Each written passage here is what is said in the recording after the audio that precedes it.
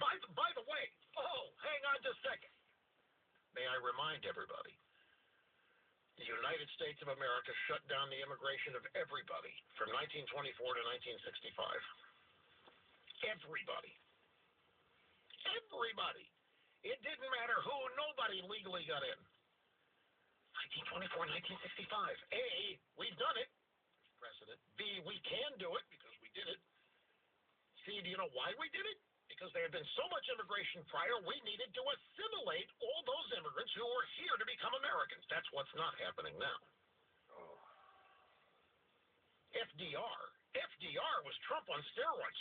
FDR actually did what Trump's talking about with the Japanese and some others. And he's one of the greatest guys in Democrat Party history to this day. FDR. And then, ladies and gentlemen, can I read a headline to you from thehill.com? If I were Trump,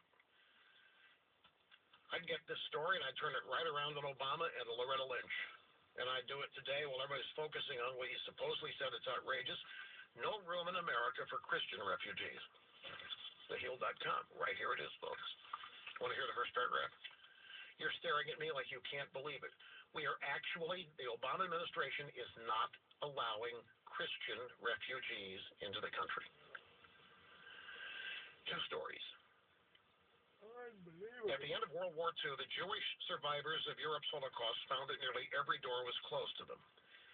Tell Me Where I Can Go was a popular Yiddish song at the time. Decades later, i.e. today, the Christians of the Middle East face the same problem, and the Obama administration is keeping the door shut. This is not National Review. This is not Breitbart.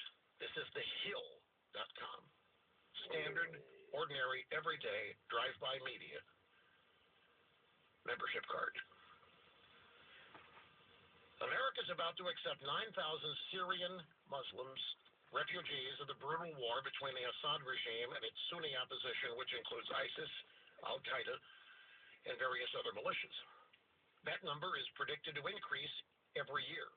There are no Christian refugees that will be admitted. Why?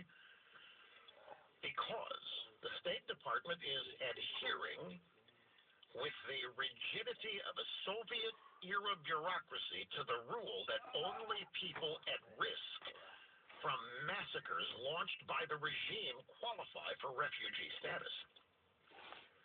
The rapes of Christian women and the butchery of Christian children do not count.